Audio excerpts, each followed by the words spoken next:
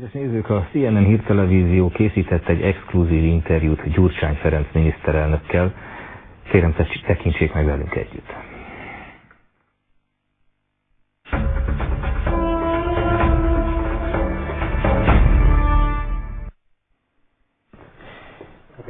Okay.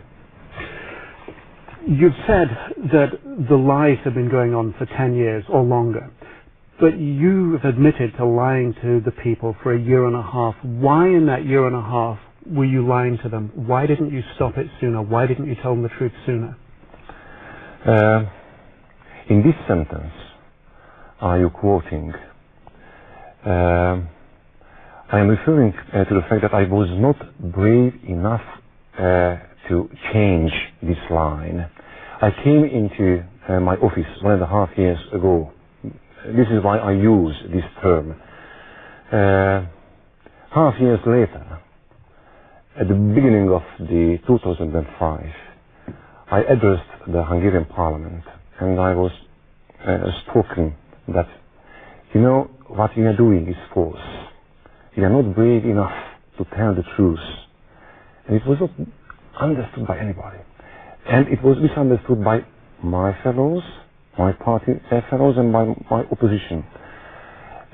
It was clear that it's not enough just to speak about this phenomena theoretically, but we need to implement some radical changes. But at that time, I was not in a situation in which I had the opportunity to initiate these deep reforms, and I just made some small steps ahead. The reality was you were lying because you wanted to be re-elected. I mean, you needed to perpetuate the lies, otherwise your party wouldn't be re-elected. If we just implement some budget adjustment, I thought at that time, and I think it now also, it's not an appropriate program because it has to go together with some structural reforms. And 1 year before the next election, it's not a good time for any structural reforms. And to tell the truth. The truth that we need reforms. We are not able to invest more into the social affairs. This is what I was campaigning with. I have not promised that time any new social program to the people. This was the main difference in the last 1 year in Hungarian politics. I was talking about the investment, renewing Hungary, and structural reforms, and another part of the Hungarian era continued the old-fashioned politics. It was a real question.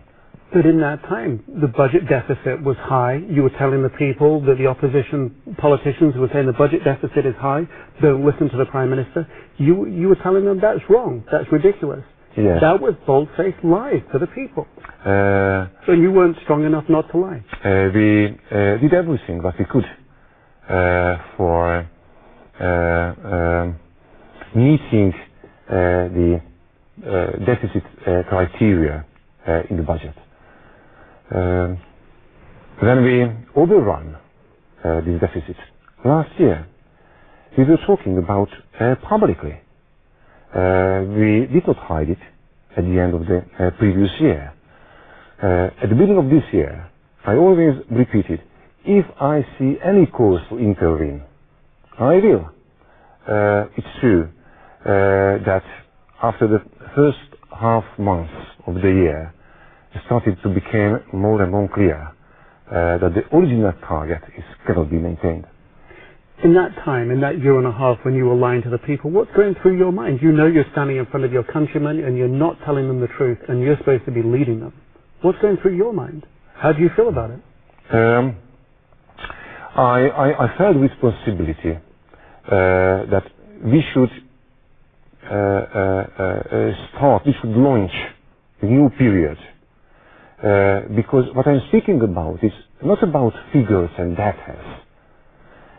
It's about some kind of attitude that we let people believe that we, the government, can make them rich and can give them a fortune as a gift. And we try to avoid to make them face the obligation that they are responsible for themselves. These are the lying I'm speaking about, not about concrete figures or data. But you've violated the fundamental tenet of what politicians are supposed to do, which is be honest with their people. You've violated that. How can you expect them now to respect you and say, okay, carry on, Mr. Prime Minister? It's much more complicated. It's much more complicated. But it's okay to lie? It's much more complicated. Well, is it okay to lie? If you talk to your wife, if you talk to your friends, and you try to argue them or persuade them for changing your life, and you are addressing or delivering the very dramatic monologue for, please understand, we need some changes. In this monologue, as you are simplifying the facts, you use the very strong emphasizes. It's private persuasion for your private fellows to change. But as you understand, that we took in the people. It's not the real truth. No, when I'm speaking about lying, it means that we were not brave enough facing the country, the necessity of reforms.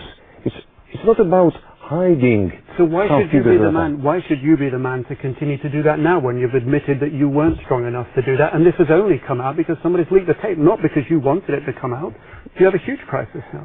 No, I think many people in his personal life is looking for the best time to start some changes. But this isn't a time of your choice. You've been forced into this right now. No, I was the only one who was talking about the unavoidability of these changes, and I think what we did, this was the only option to start these reforms, but it started a couple of months ago. You've been forced into this position right now because these tapes have been released. Nobody would have ever known that you'd been lying if these tapes hadn't been released. You would have just continued with it because you weren't strong enough to make the strong changes, the strong reforms, and the honesty that you now say you're prepared to make. No, just very after the last election, without any strong force or tension, we started these reforms. Reforms on healthcare, reforms for state administration, and we started this very heavy program of adjusting the budget. We are the only one in Hungary who believe that this is the only one route, and our rivals who are opposing this program now, they are continuing that politics